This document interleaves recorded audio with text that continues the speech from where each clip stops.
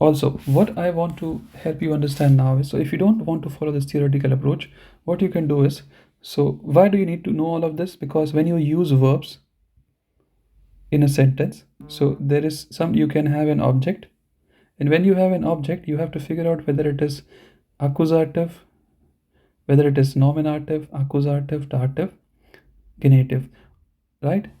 Having said that, so now you're wondering, okay, are there verbs which require the object to be in genitive? Yes, the answer is yes. But the next question is, do I have to know about them? Are they important for daily life? No. I cannot think of any.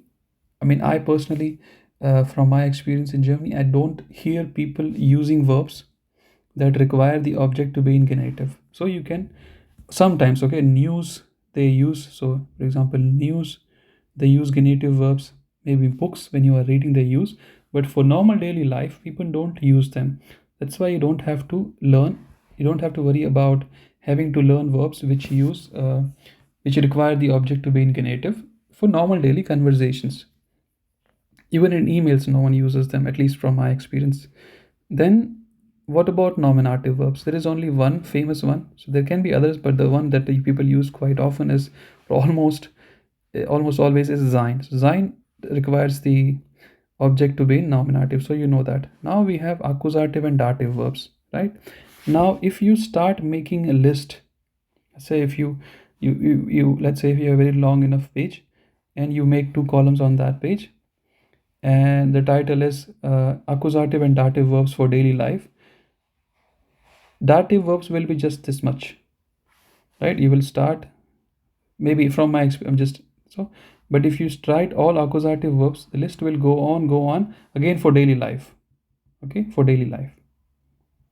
This is constraint, daily life. So dative verbs will be maximum 50 to 100.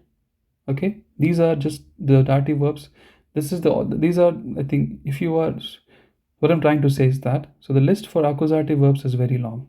Okay, the list of dative verbs, okay, we don't say it like in German, we don't say dative verbs, accusative verbs, but for English speakers, English language speakers, I'm just trying to make it easier for you. So if you try to make a list of all the verbs that require the first object to be in accusative, the list will go on and go on for daily life. But for dative, the list will be just 50 to 100 verbs, okay, which require the first object to be in dative. That is why. So we will apply the law of, like, the principle of inversion, I think, by Charlie Munger. So you don't have to know all of these, you know.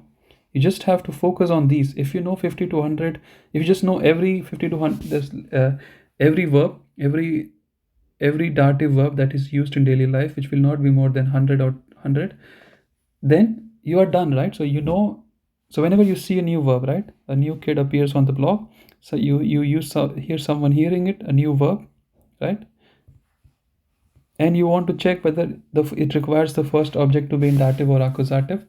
What you have to check is that, of course, scan through the list that is in your brain whether it belongs to one of these. Otherwise, you can take a calculated guess. You may not be always right, but you will be almost always right that it requires the first object to be in accusative case. Okay, I hope I answered your question. Just saying that one more time. So sein requires the object to be in nominative. There will be hardly any verbs. There are many verbs that require the object to be in genitive case, but for daily life, you don't need them. We don't use these verbs. Then you have accusative verbs and dative verbs. Okay, just make sure that you know all the dative verbs. When I say dative verbs, so they require every, let's say if there is a sentence,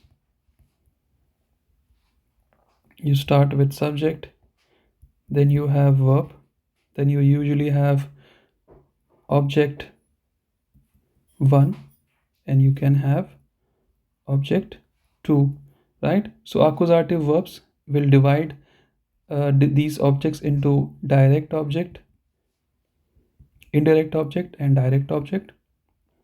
The direct object will be in accusative case, indirect will be in dative case. But for dative verbs, it will be like this: subject, verb. Let me write it better. So dative, you have subject, and you have verb, then you have object For dative, the first object itself will be in dative case. So just learn all the dative verbs 50 to 100. I will also provide this list, upload this, send it to you in the WhatsApp group. And if you just know them, I think your problem is solved. Thank you very much for listening.